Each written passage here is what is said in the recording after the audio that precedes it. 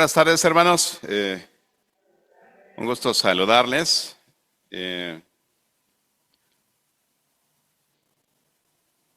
¿Notaron que tienen ventiladores? Sí, ¿verdad? Y que ya no da tanto calor con la lámina. Sí. Pues gracias a Dios, ¿no? Sí, es algo que se hizo el año pasado y hoy pues nos seguimos viendo beneficiados por eso, ¿no? Eh, Hoy iniciamos una nueva serie. Va a ser una miniserie. Si les suena eso de miniserie, ¿no? Porque son tres temas importantes que vamos a tratar en el mes de marzo. El video es alusivo a la temática.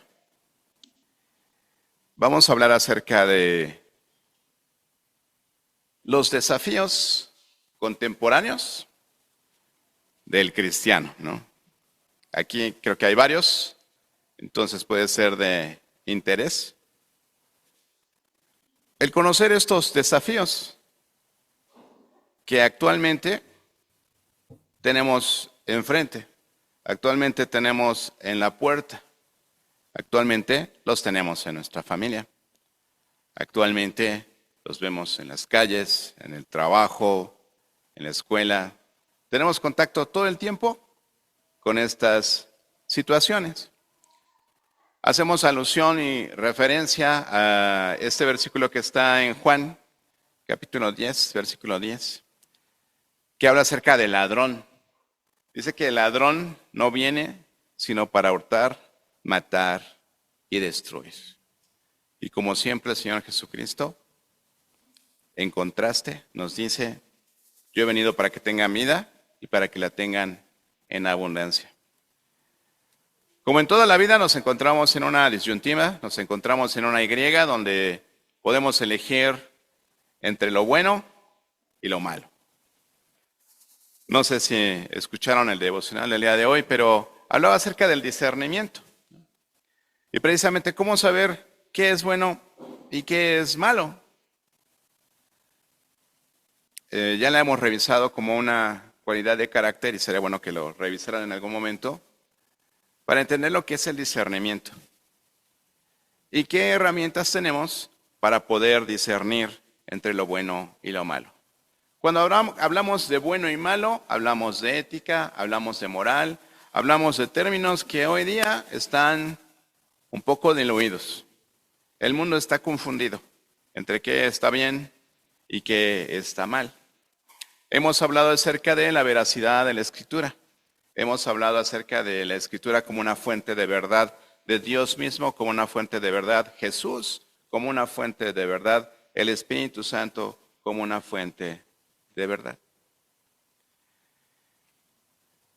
El Instituto Bíblico donde estuve haciendo un diplomado los 2 años pasados, dentro de su presentación y dentro de su propósito como una institución de educación bíblica, ellos presentaron en algún momento estos 3 desafíos y dije, estamos en la misma frecuencia, ¿no? Porque son temas que de alguna manera nosotros ya habíamos abordado en la iglesia.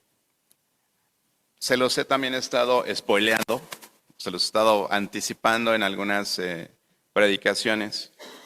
Y pues llegó el momento de abundar en ellos.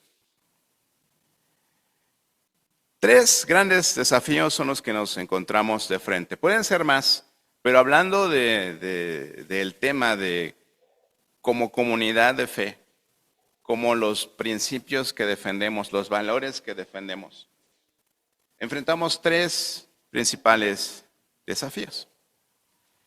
El primero de ellos, como les decía, todos estos nos los enfrentamos todos los días, pero el primero de ellos es la destrucción de la familia. No saben, para mí el gozo, o sea, es algo de verdad que a veces no sé cómo explicar, ¿no? Porque me siento muy feliz, muy contento, ¿no?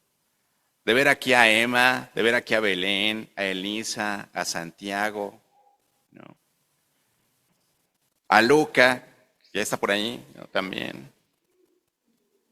a todos esos bebés que están en esta iglesia, ¿no? Y a todos los pequeñitos. La semana pasada tuve oportunidad de darle clase a un grupo de los niños.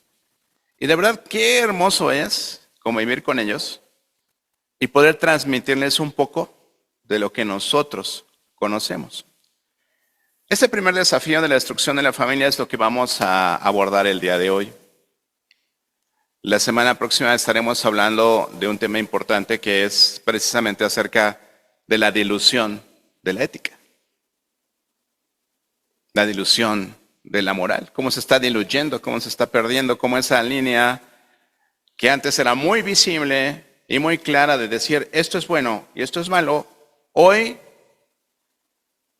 si tú te encuentras a un joven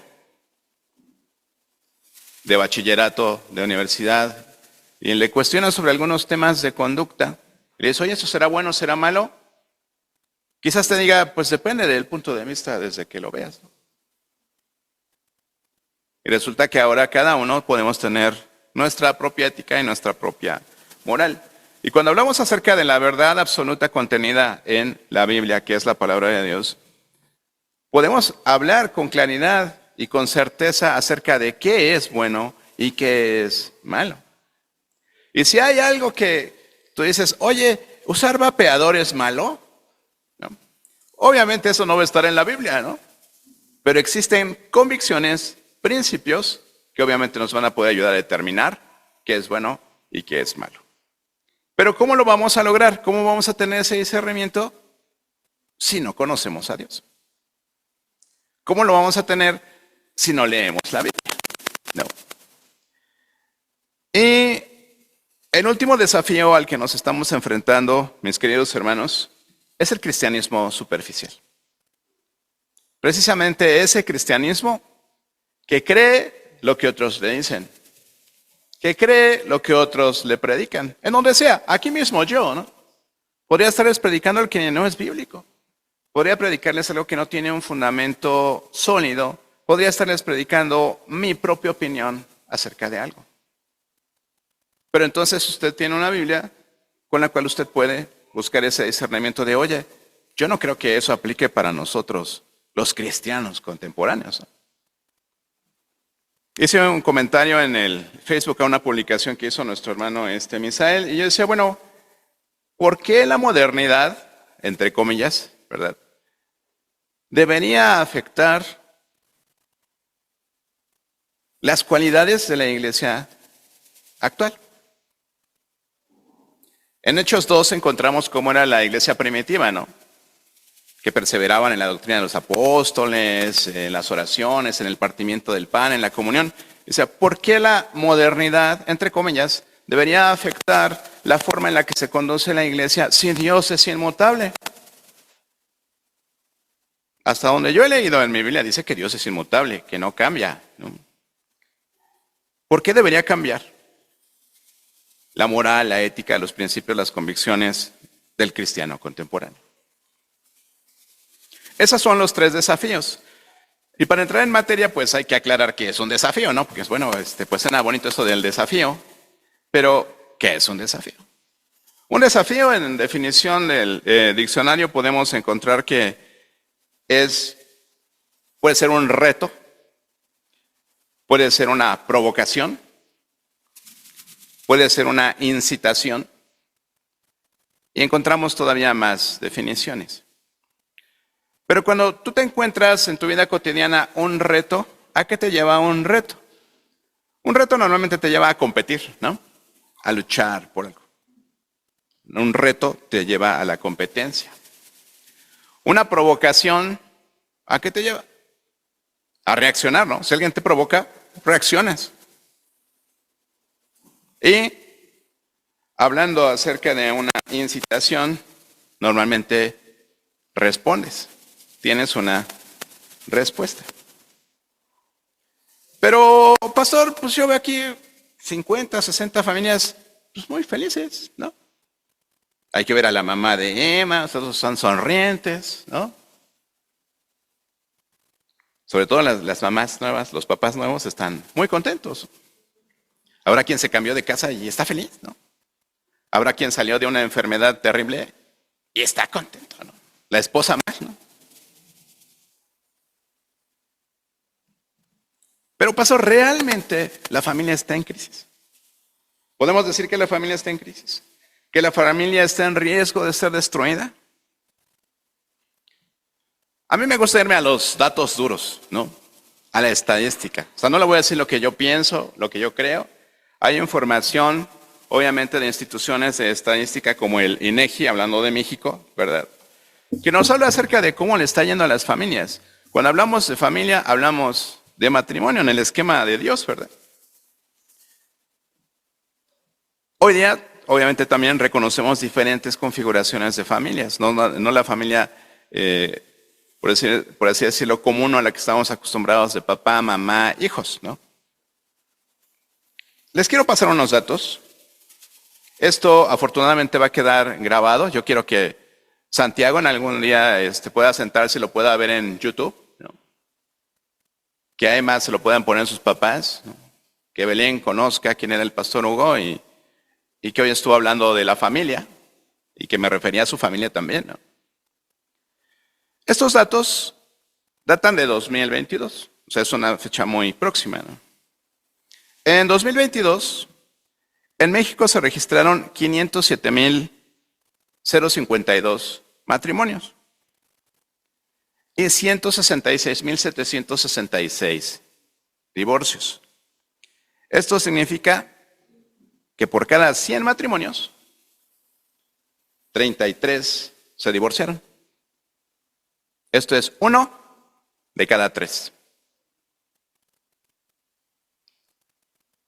No les traje la estadística de Estados Unidos porque ahorita andamos con problemas con ellos, ya saben, ¿no?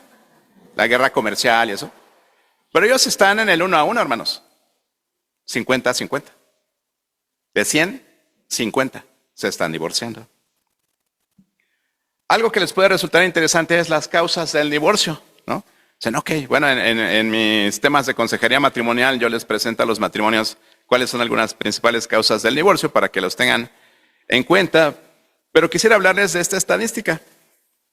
¿Cuáles son las principales causas de divorcio a nivel nacional aquí en México? En 2022, esto les va a sonar un poquito raro, pero el 66.5%, o sea, casi el 70% de los divorcios fueron divorcios encausados. Ahorita les explico qué es incausado, ¿no? Después, los que se divorciaron por mutuo consentimiento fue el 31%, 31.7%. Y la separación del hogar conyugal, eso es del abandono de hogar y eso, contra su pronóstico es el 0.7%. O sea, realmente es muy mínimo, ¿no? Pero ¿qué es un divorcio incausado? Significa que no hubo una causa. Uno de los dos cónyuges o los dos dijeron, pues vamos a divorciarnos, ¿no? Pues sí, va. No necesariamente tu consentimiento, sino que alguno de los cónyuges pudo decir, me quiero divorciar, y otro dijo, pues vas, ¿no? El 66%, hermanos, ¿no? O sea, 350,000 de los 500,000 dijeron, vaya, agarro mis cosas y me voy. Durante ese mismo periodo, en 2022, de los 150,945 divorcios judiciales, o sea que fueron por pleito, 24% de los matrimonios extinguidos tenían un hijo menor de edad, 24%. El 17% tenía 2 hijos o hijas, es el 6%. Pero el 51.9%, o sea, más del 50% de esos matrimonios que se divorciaron, ¿qué creen? No tenían hijos. No tenían hijos al momento de divorciarse. Ahora, ¿cuánto duraron los matrimonios, no? Ustedes pueden decir, bueno, pero ¿cuánto duraron, no? El 33.5% de los matrimonios, o sea, la tercera parte que se disolvió legalmente, tenían más de 20 años. El 30%. Tenían más de 20 años. Y sí, la edad promedio para los hombres que se divorcian es de 43 años y de las mujeres que se divorcian es de 40 años. 43, 40. O sea, una edad mediana muy, muy buena, ¿no? Apenas en la madurez, ¿no? El 18.7%, que es un buen porcentaje, es casi el 20%, duró entre 1 y 5 años. El 20%, hermanos. O sea, 100,000 de los 500,000, ¿no? No aguantaron ni los 7 años de reglamentarios, ¿no? Antes de los 5 años se divorciaron. Y un pequeño caso ahí, 1.5%, o sea, está tranquilo. Digo, 5,000 y tantos matrimonios duraron menos de un año. Probablemente se encontraron en Match.com y dijeron, no, pues creí que estabas más alto, creí que estabas menos gordo, o no sé, creí que eras menos morenita, puede ser, ¿no? El resumen de esta estadística, si se pueden ver, está interesante la estadística, ¿no? Porque decimos, ¿realmente la familia está en riesgo? Sí, hermanos, la familia está en riesgo. La familia está en riesgo. El resumen de esto que les acabo de decir es que 1 de cada 3 matrimonios se divorcian. 1 de cada 3 en México. 7 de cada 10 son solo porque uno de los cónyuges o los dos dijeron, pues vamos a divorciarnos, ¿no? Sin causa aparente. 5 de cada 10 divorcios no tuvieron hijos. Y 5 de cada 10 divorcios duraron entre 6 y 20 años. ¿Quiénes tienen menos de 20 años de casados aquí? Bien. Ahí la llevan. ¿No? Además del divorcio, mis queridos hermanos, que es la disolución legal, digamos, del matrimonio, nos encontramos 2 fenómenos más que están atentando contra la familia directamente, o sea, que se están presentando en los matrimonios. Y es los matrimonios entre el mismo sexo. Fueron hasta eso poquitos, fue como el 1%, ¿no? Fue como el 5% de todos los 500,000. Y otro es el concubinato, ¿no? De los 501,223 matrimonios que se registraron en 2022, les decía 5,800 se realizaron entre personas del mismo sexo. Poquito más del 1%, ¿no? Y se hizo un estudio también estadístico de los mexicanos mayores de 15 años, o sea, están en edad fértil y casable, porque sí hay quien se casa de 15 años, 16 años, ¿no? No lo digan, ¿verdad? En esta muestra, que fue de 94 millones, 38 personas de cada 100 estaban casadas, como el 40%, ¿no? 3 de cada 10 estaban solteras, como el 30%. Pero 1 de cada 5, que esos son 18 millones de personas, vivían en unión libre. Después hubo un cachito ahí de población separada del 6%, casi 5 millones, y divorciados 2 millones, en ese rango, ¿no? De ese rango de edad. Y ustedes me van a decir, pues está buena la estadística, pero ¿y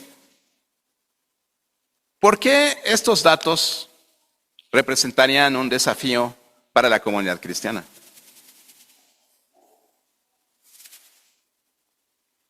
Usted puede decir, no, pero pues yo estoy casado, pero yo vivo bien, ¿no?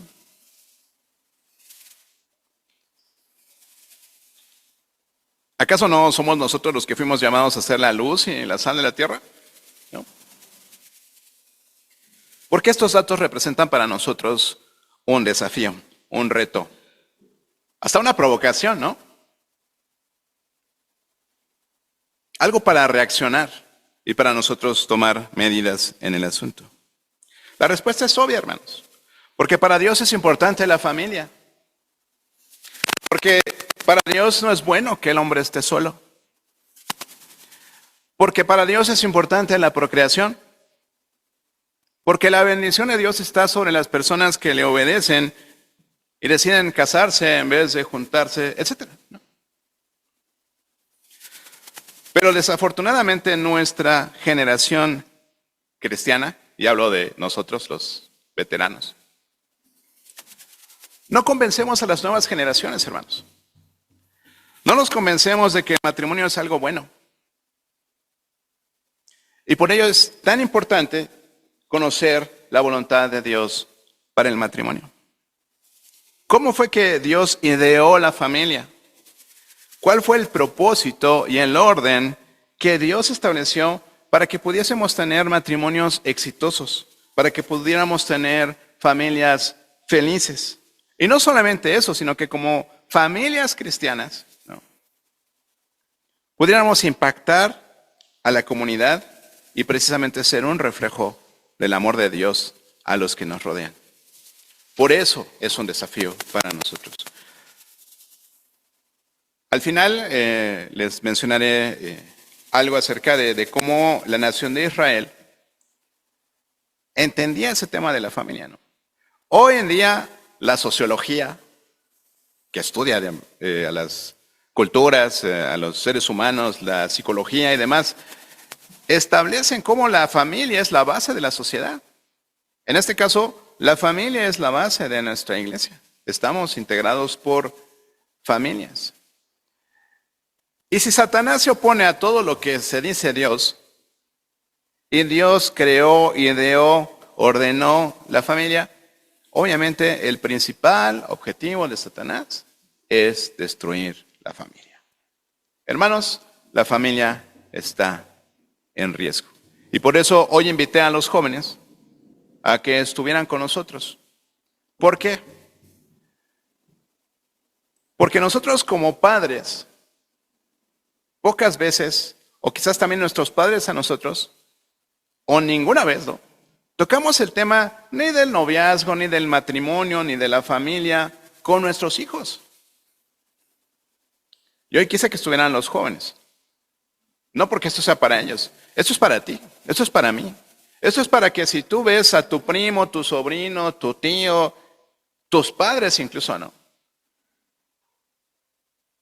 que no están llevando su familia como Dios establece que la llevemos, o no entienden la familia como Dios diseñó la familia, que tú los puedas confrontar. Que tú le puedas decir, oye, probablemente tu matrimonio no está funcionando, porque digo, siempre nos llegan las personas, ¿no? Oye, tío, oye, pastor, oye, hermano, es que quiero hacerte una consulta, ¿no? Me divorcié y ya estuve conviviendo con 3 parejas diferentes en diferentes momentos. Y ahorita pues hay una chica que sí, como que con esta sí es para toda la vida, ¿no? ¿Qué debería yo hacer? ¿No? Es en serio, o sea, digan personas así. Un muchachito que el otro día me encontré ahí triste y me decía, no, pues es que mi esposa tuvo un aborto espontáneo, ¿no? Y estaba muy triste, entonces yo empecé a animarlo, ya saben, ¿no? Y le dije, ¿cuánto tiempo tienes de casado con tu esposa cristiana, ¿no? Dice, no estamos casados, pero somos cristianos, ¿no? Y dije, ya entonces me empezó a hacer choque, ¿no? Pero dije, bueno, ¿quién les enseñó a estos muchachos, no? Porque a veces señalamos, a veces juzgamos, pero ¿quién les enseñó? ¿A quién tú le has transmitido esos valores, esas convicciones que tú tienes de manera que impacten a los jóvenes, ¿no? Que digas, oye, tienes que ordenar tu vida, ¿no? Tienes que buscar la bendición de Dios. Y por ello, hoy vamos a hablar acerca de esto. ¿Cómo ideó Dios la familia? ¿Cuál es el propósito que Dios tenía, no? Quizás a algunos de ustedes que hayan tomado consejería matrimonial conmigo, le voy a decir, oye, eso ya lo vimos. O estuvimos con los matrimonios y ya lo vimos. Pero yo te vuelvo a preguntar, ¿lo estás aplicando en tu vida? Te vuelvo a preguntar, ¿a quién has impactado con esa información? Todo lo que tú aprendes, ¿a quién estás impactando?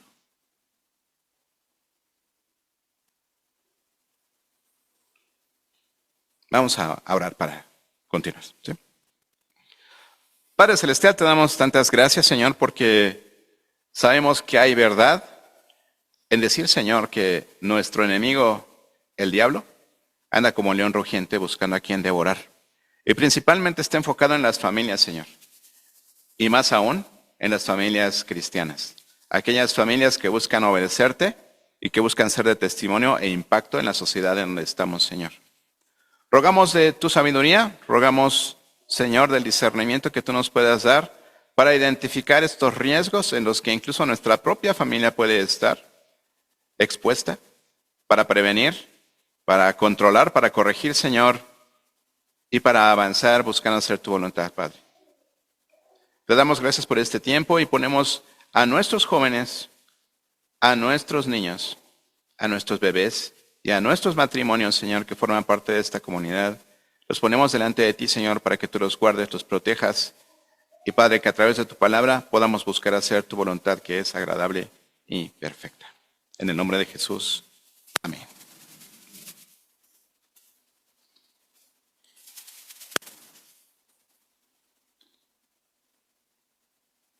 La familia fue creada por Dios.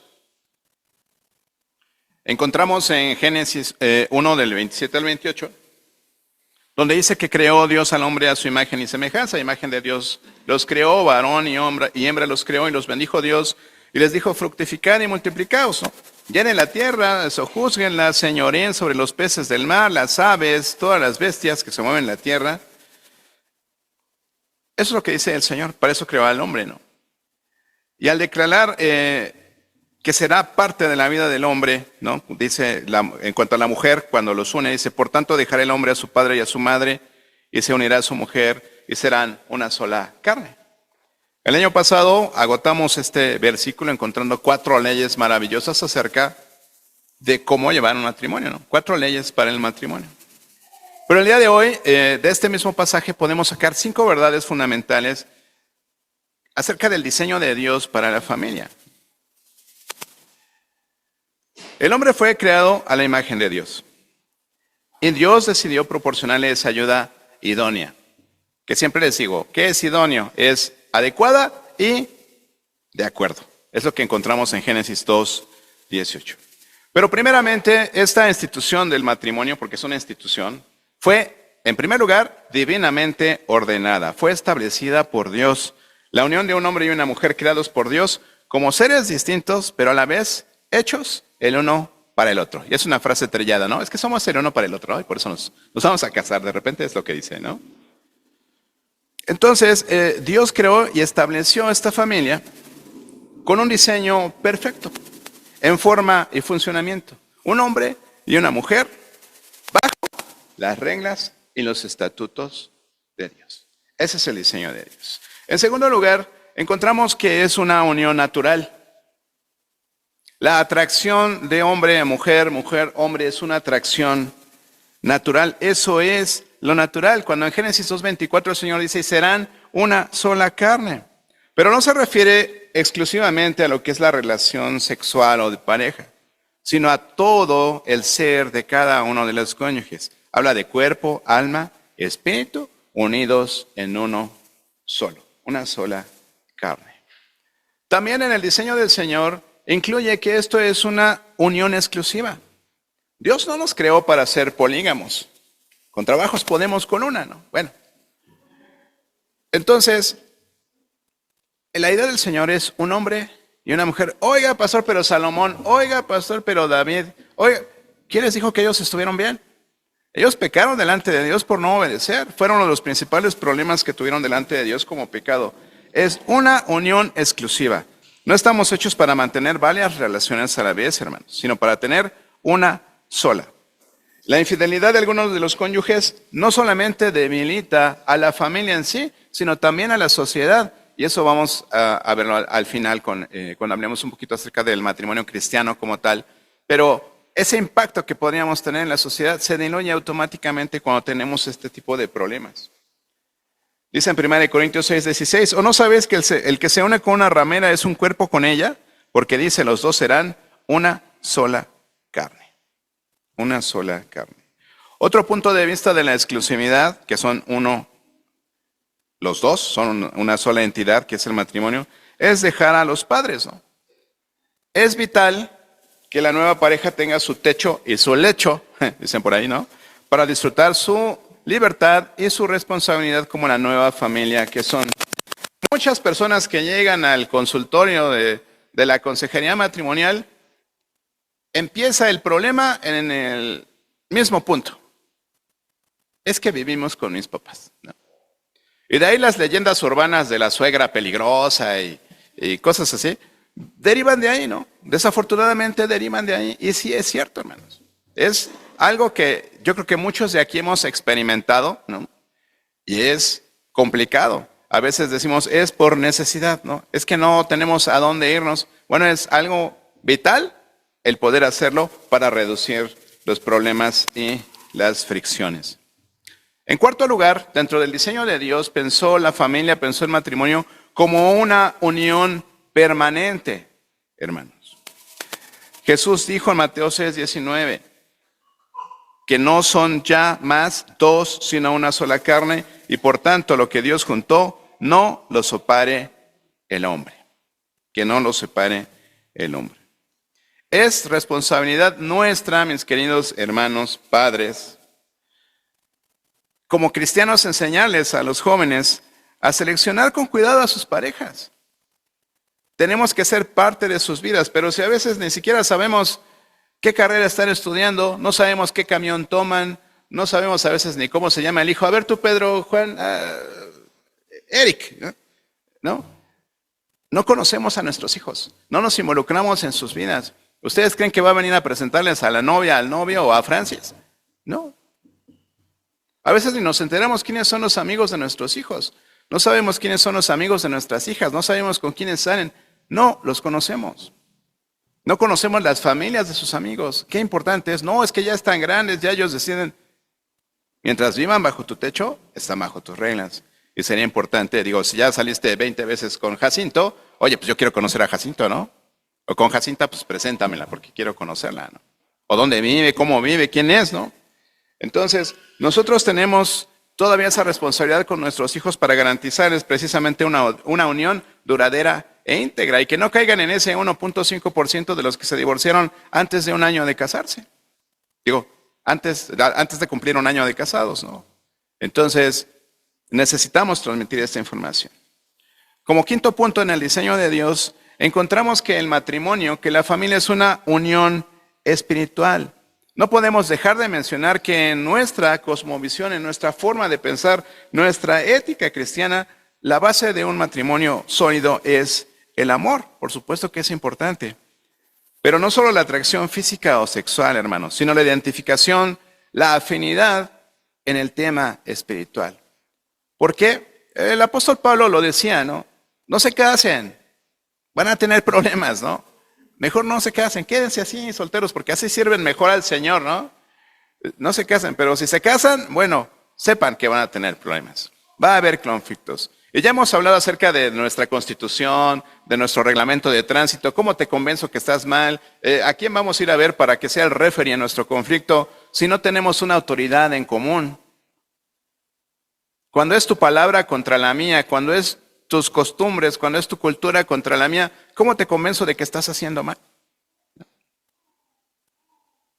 Necesitamos tener una autoridad en medio y esa autoridad, qué bueno que fuera la palabra de Dios, de acuerdo a nuestra primera convicción que está ahí pegada, ¿verdad? La palabra de Dios es inspirada por Él y la máxima autoridad para mi vida. Empezamos por ahí. Si no la tenemos, hermanos, el consejo está de más. No lo vamos a seguir. Más si viene de la Biblia y más si viene de un pastor o de un ministro, ¿no? Entendemos, cuando leemos en Colosenses 1:17, cuando dice que Jesús fue el que creó el universo, ¿verdad? Y que Él sustenta todas las cosas, eso incluye los matrimonios, hermanos. Entonces, el matrimonio, la familia, también es una unión espiritual.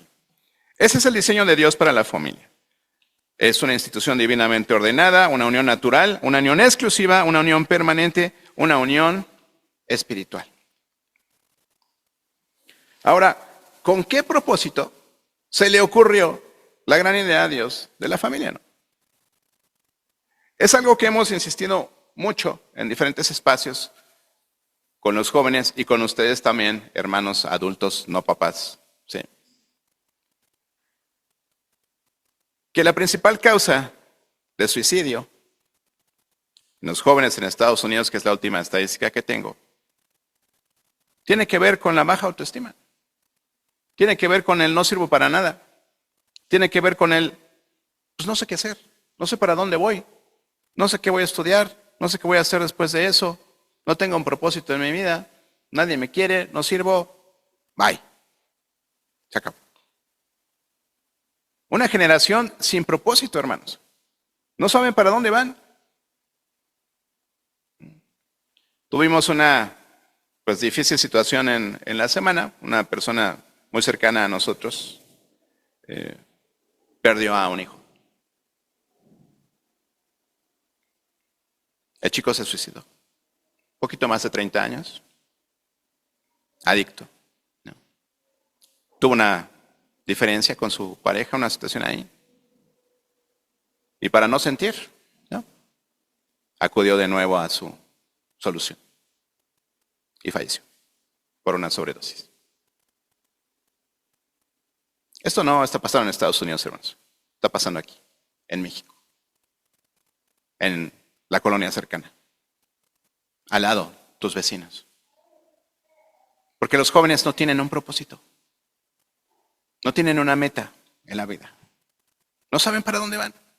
Romanos 6:22 dice que ahora que hemos sido libertados del pecado y hechos siervos de Dios, tenemos como fruto la santificación y como fin la vida eterna. Nosotros como cristianos debemos estar convencidos de que tenemos ese lugar al final del camino a donde vamos a llegar. Y todo lo que pasa en esta tierra es temporal. Si me falta, si me sobra, si tuve, si no tuve, si me enfermé, si fui sano, si no. Tenemos un fin, que es la vida eterna. El Señor Jesús lo dijo, en la casa de mi Padre muchas moradas hay. Si no, Dios los hubiera dicho. El Señor no es un mentiroso, ¿no? Entonces, si realmente tenemos conciencia de esa eternidad en donde nosotros vamos a estar, ¿qué deberíamos estar haciendo? Transmitiendo esto a las nuevas generaciones. Propios y extraños, hermanos. Propios y extraños. El propósito de Dios para el matrimonio, les voy a mencionar 6 brevemente. Porque hoy quiero que esto quede grabado, quede asentado, ¿verdad? En el canal de Siervo Fiel, porque lo hemos mencionado en diferentes espacios, pero no ha quedado ahí. Y de verdad, yo quiero que Luca un día diga, mi papá me puso esa predicación, el pastor Hugo, que es que para yo de qué se trata la familia, ¿no? Entonces, esto es en serio, hermanos, para nosotros y para las siguientes generaciones. ¿Por qué no creen en el matrimonio? ¿Por qué no se casan? ¿Por qué tienen perrijos y gatijos en vez de hijos? Porque no entienden el propósito de Dios para el matrimonio. En primer lugar, es el compañerismo, hermanos. Es el compañerismo. Dios le otorgó al hombre una ayuda idónea en el huerto del Edén. Y esto significa, ¿verdad?, que Dios le dio una compañera para trabajar a su lado, para ser el complemento de su vida, tener esa comunión íntima, ser una sola persona, esa relación conyugal entre ellos, ¿no? Más allá de la procreación, que es algo que Dios incluyó en su diseño, ¿verdad?, de la familia, ¿cuál sería la razón, no?, de seguir estando casados cuando los hijos se van? ¿No? Ya no habría razón de ser. No dudo que algunos matrimonios terminaron en ese punto, ¿no? Pero ya terminamos con los hijos, pues ya tú sigue tu camino, yo sigo el mío, ¿no? Porque no entendieron que el propósito de Dios, uno de los primeros propósitos, era el compañerismo, el acompañarnos hasta que nos hagamos viejos, ¿no? Una de las necesidades más grandes del ser humano es ser amado, el ser cuidado, el ser apreciado, el ser aceptado. Y esto sigue siendo una realidad, aun cuando seamos viejos, aun cuando los hijos se hayan ido. De ahí la importancia que uno les repite y les dice y les vuelve a decir, no lo sabemos de memoria. Decimos, no os unáis en yugo desigual con los incrédulos. Yo sé, no es garantía, y al final vamos a repetir esto, ¿no? Pero no es garantía que te cases con un cristiano o con una cristiana. No es una garantía. Pero como les repito, es todavía más fácil, ¿no?, poder acudir a una autoridad, a un mediador para la resolución de conflictos y como una guía para ver cómo nos llevamos en pareja, ¿no? Y si no la tenemos, pues va a ser muy difícil. Va a ser muy difícil mediar en un conflicto. El segundo propósito es el de la procreación. Los creó a su imagen y semejanza, los bendijo, les dijo, multiplíquense. No es que se aprendieran las tablas de multiplicar, hermanos. Era que se multiplicara, ¿no? Que hubiera más bebés, ¿no? Al final, nosotros continuamos colaborando con el Creador precisamente en la creación, al procrear, al multiplicarnos. Hay quien define la palabra procreación como crear para y en beneficio de. Y el otro es precisamente Dios. Dice en el Salmo 127:3, he aquí, herencia de Jehová son los hijos, cosa de estima es el fruto del vientre. El tercer propósito que encontramos en la Biblia, ¿verdad?, respecto a la familia, al matrimonio, es la edificación mutua. La edificación mutua de la pareja, sus niños, incluso familiares y aún la sociedad misma. Que como matrimonios podamos ser de impacto a la comunidad en la que estamos integrados. Siendo cristianos y teniendo una cosmovisión bíblica, entendemos que la voluntad de Dios, que el propósito global de Dios es que todos los hombres sean salvos y vengan al conocimiento de la verdad del Evangelio. Entendemos también que Dios tiene una voluntad moral en la cual nosotros tenemos que vivir. Esa voluntad que nos dice, ustedes tienen que ser salvos, tienen que ser santos, tienen que ser sumisos a sus autoridades, tienen que tener una vida de servicio. Todo eso es la voluntad de Dios en nuestras vidas. Y a través de ello, nosotros podemos impactar a la sociedad, edificarla. Como matrimonio, como pareja, como cristiano, yo te preguntaría, y te lo dejo para ti, ¿no? ¿A cuántas personas has discipulado en tu vida? Tú has tomado discipulados, enseñanza bíblica, instituto bíblico, EES, MHD, HJK, MNOPQ. Has tomado de todo. ¿A cuántas personas tú le has transmitido lo que tú aprendiste? Y les he recordado mi famoso Mactrio, ¿no? Mateo 28, cuando habla acerca de la gran comisión, no dice, predícales el evangelio y vete a tu iglesia y congrégate y ve a la coinonía, van a estar buenas las roscas, ¿no? Dice, bautízales en el nombre del Padre, del Hijo y del Espíritu Santo. Y dice, enséñales a obedecer todo lo que yo les he ordenado. Hamburguesa, papas y refresco. Y si falta una de ellas, no hay Mactrio, hermanos. ¿Cuántos estamos discipulando? Eso es una confrontación para todos como creyentes y como matrimonios, porque como matrimonios también deberíamos tener ese impacto en la sociedad, hermanos. Y no entendemos que es uno de los propósitos para el cual el Señor también nos ha creado.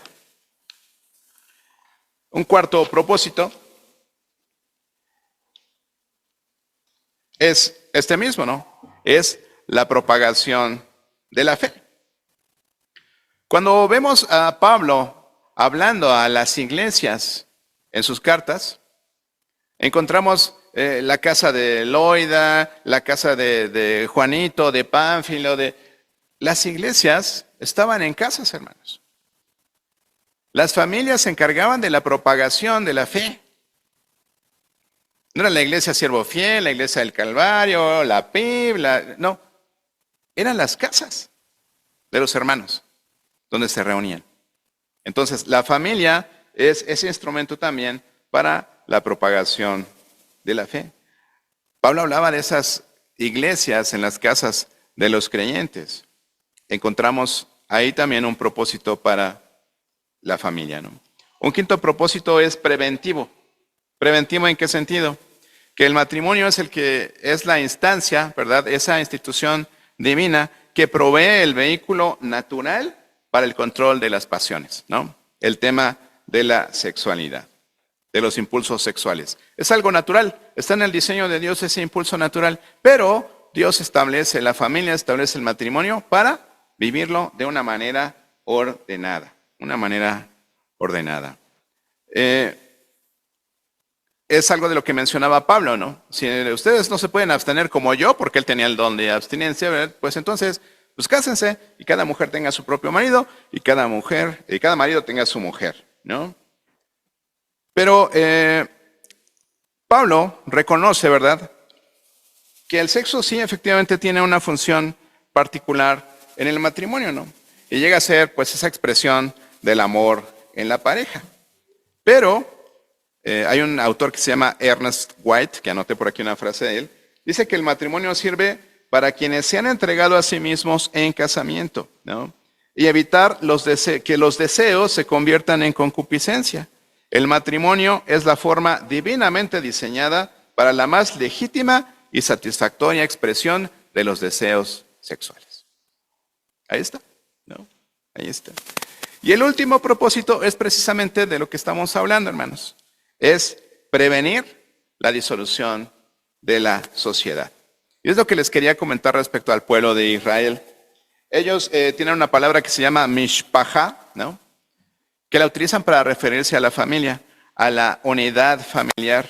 Y el mishpacha es el factor esencial de su comunidad. Ellos dicen que si la familia está bien, si la familia está unida, si todos están en ese ambiente de hermandad, de unidad como familias, entonces la sociedad, la estabilidad de la sociedad está garantizada. La duración de la sociedad está garantizada. Es muy interesante, hermanos, cuando leemos en nuestra Biblia cómo la idolatría, el adulterio y la fornicación estaban ligados en la ley mosaica. Siempre eran presentados así juntos y eran considerados de los pecados más graves, ¿no? Jehová Dios declaró que Él rechazaría a Israel si ellos practicaban estas cosas, que Él les daría la espalda. Todo ese tema de adulterios y otras aberraciones sexuales, como las demás naciones que estaban en donde ellos llegaron a la tierra prometida y de ahí los expulsaron. Entonces, el matrimonio no solamente mantiene la sociedad unida y funcionando de manera vital, de manera central, neural en la sociedad, ¿no? Sino que también cumple con el propósito que Dios tenía al instituir y consagrar esa familia, hermanos. Aún más, debemos de preocuparnos, ¿no?, con la diferencia que Cristo hace en las familias, que se note realmente cuál es la diferencia entre una familia con Cristo y una familia sin Cristo. El diseño de Dios, el propósito de Dios, y terminamos con el orden de Dios, ¿no?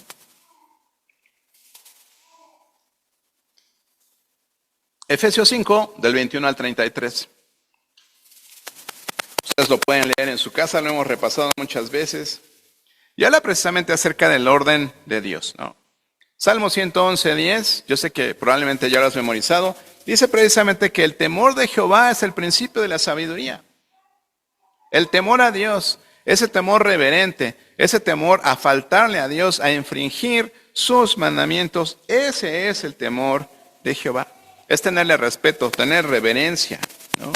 Pero ¿cómo hacemos evidente que nosotros tememos a Dios? Pues practicando sus mandamientos, llevándolos a la práctica. Guardar la palabra no es ponerla en el cajón, es ponerla en práctica, ¿no? Hacerla realmente. En este pasaje leemos el orden de Dios para la familia. En los versículos del 22 al 24 habla a la mujer, mujeres sujétense a sus maridos, ¿no? ¿Por qué a las mujeres? Bueno, sabemos que las mujeres son la personita con mayor influencia en la familia, tanto para el marido como para los hijos. Es la que avienta la chancla, es la que nos manda sin lunch al trabajo. Es la mujer quien tiene la mayor influencia en la familia, ¿no? ¿Por qué sujetarse a sus maridos? Porque la tendencia de la mujer es querer tomar el liderazgo del hogar. Lo hemos estudiado con los matrimonios. Y no le gusta sujetarse. Así como también el hombre tiene una tendencia a delegar sus responsabilidades, ¿no? Es decir, no, pues si mi esposa ya se hizo cargo, pues ya yo para qué lo hago, ¿no? Entonces, eso está fuera del orden de Dios. Dios quiere que las mujeres se sujeten al varón y el varón sea el líder de su hogar. Entonces, en los versículos del 25 al 30 de Efesios 5, al hombre le encarga amar a la mujer. ¿Por qué amar a las mujeres? Porque tendemos a ser ásperos con ellas. Nuestro amor debe ser sacrificial, así como Cristo murió por la iglesia, se entregó a sí mismo por ella. Dice que tenemos que ministrarla con la palabra de Dios, buscando su santidad, mantenerla sin arrugas, sin mancha. Esto lo hemos hablado mucho, incluso con cierto tono de broma, ¿no? Porque decimos que las mujeres son históricas, no histéricas, históricas, ¿no? Porque se acuerdan de todas las cosas, ¿no? Entonces, tenemos que cuidarlas, no dañarlas, mantenerlas sin arrugas, sin mancha, amarlas como a nuestro propio cuerpo, sustentarlas. Dice la Escritura que el que no sustenta para los suyos, que no provee para los suyos, es peor que un incrédulo, hermanos. Y yo sé, tú pensabas igual que yo que lo peor era un incrédulo, pero la Biblia dice que es peor quien no provee para su casa. Ahora, ¿cuál es la clave de la armonía en el matrimonio? Está en Efesios 5:33. Que el marido ame a su mujer como lo hemos descrito, como lo describe este pasaje, y que la mujer respete a su marido, como lo dice también este pasaje. Los hijos, ¿qué de los hijos? El mandamiento de los hijos es obedecer a sus padres en el Señor. Primero, el temor de Dios. Como dice Efesios 5:21, someteos unos a otros en el temor de Dios. Todos con temor de Dios vamos a poder seguir el orden de Dios. Entonces, obedecer a los padres en el temor de Dios. Y honrar a los padres. ¿Cómo? Con su conducta, con sus calificaciones en la escuela, con su reconocimiento en el trabajo, etcétera. Es un mandamiento con promesa. Encontramos ahí para que tengas larga vida y que te vaya bien. Ese es el mandamiento con promesa. Ahora, ¿cuál es la clave de la armonía con los hijos? Está en Efesios 6:4. Dice ahí, no provocarlos a ira. No quiere decir que no los regañes, no quiere decir que no le den de baracitos a los bebés que andan por ahí, no. Dice que con sabiduría los amonestemos y los disciplinemos. Pero, en primer lugar, no provocarlos a ira. ¿Cómo provocarlos a ira? Porque muchas veces nosotros como papás tendemos a ser muy exigentes con ellos. A veces les ponemos cargas sobre sus hombros que ni siquiera nosotros pudimos cargar como jóvenes o como profesionistas, como trabajadores. Entonces, no sobrecargarlos a ellos, ¿no? Porque siempre pensamos, no, es que tú tienes que ser mejor que yo, ¿no? Te tiene que ir mejor que me fue a mí, y tú sí te vas a superar, y tú sí vas a llegar a la luna, y vas a ser astronauta, bombero, o sea, lo que sea, ¿no? Pero realmente ellos lo que necesitan es que nosotros los animemos. ¿A qué? En primer lugar, a crecer en el temor de Dios, tener convicciones bíblicas, ¿sí? Amar a Dios sobre todo en las cosas, crecer en el temor de Dios y buscar la voluntad para sus vidas, porque así estamos cumpliendo los propósitos de la familia y entonces habla el Señor de bendición y de prosperidad para un hogar que teme a Dios. Criarlos en disciplina. La palabra de Dios es muy clara en este tema, hermanos. El que ama a su hijo, dice, temprano lo disciplina. No es que a mí me pegaron mucho de niño, yo jamás le voy a poner una mano encima a mi bebé. Así como los ven de chiquitos, blanquitos, rosaditos, cuando hacen berrinche, hay que someterlos con disciplina, ¿no? Yo le decía a mi hijo, al chiquito, ¿no? Nunca se mereció un embarazo, ¿no? Así como lo ven, nunca se mereció un embarazo. Últimamente le dije que se los iba a dar porque algo falló, ¿no? Dije, ¿por qué no te di embarazos, no? Al otro sí le tocaron, pero no está, entonces no quiero hablar de él, ¿no? Pero es importante, hermanos, es importante. Y los que hemos sido papás y hemos tratado con la psicología inversa y la reversa y la primera y la segunda, hermanos, la disciplina no falla, ¿no? La disciplina no falla. Esa que duele, esa que te llega a las pompas, te las deja rojas y dices, no lo voy a volver a hacer, ¿no? Entonces, no podemos tolerar conductas incorrectas en los hijos, porque incluso eso nos lleva a romper con la armonía familiar y entorpece los propósitos de Dios para la familia, hermanos. Necesitamos, eso sí, siempre les digo a los papás, ¿no? Primero, la amarilla, ¿no? Hay que amonestarlo.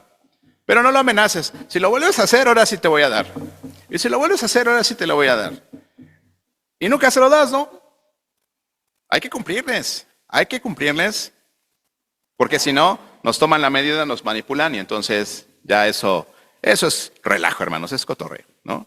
Entonces es importante la amonestación y la disciplina del Señor. Pero instruirlos en la palabra de Dios, ¿verdad? Amonestarlos primeramente para prevenir la disciplina y si no hay más remedio, pues hacerlo. ¿Okay? El tiempo se me va acabando, pero la conclusión del día de hoy, hermanos, después de todo esto, espero que todos estos bebés me estén escuchando en algún momento, ¿verdad? No sé si están en una nave espacial o en otro planeta, ya habitamos Marte, pero si están escuchando esto, esta fue la idea de Dios para la familia, ¿no? Este fue el diseño, este fue el propósito y este es el orden de Dios para la familia. ¿Sí? Les quiero leer un párrafo que quiero leerlo tal como está porque creo que es relevante y con eso termino, ¿no? Este primer desafío que les quise mostrar es precisamente que para mantener ese equilibrio en la sociedad, pues es importante que en la sociedad existan estas familias que temen a Dios, que buscan obedecer sus mandamientos y que además transmiten estos valores a las generaciones que vienen atrás de nosotros, hermanos. Es muy relevante. Uno de los principales problemas que el pueblo de Israel tuvo con Dios, cuando Dios les dio la espalda, fue precisamente que ellos no transmitieron su fe a las nuevas generaciones. No lo transmitieron a sus hijos, como lo veíamos en algún momento en Deuteronomio 6. Lean Deuteronomio 6, papás.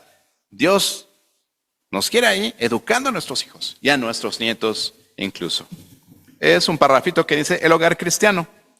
Es posible decir que toda familia en el mundo está constituida de tal forma que pueda gozar de la naturaleza y de la mayor parte de los propósitos del matrimonio sin mucha referencia a Dios. Todos los matrimonios buscan ser felices en un inicio, ¿no?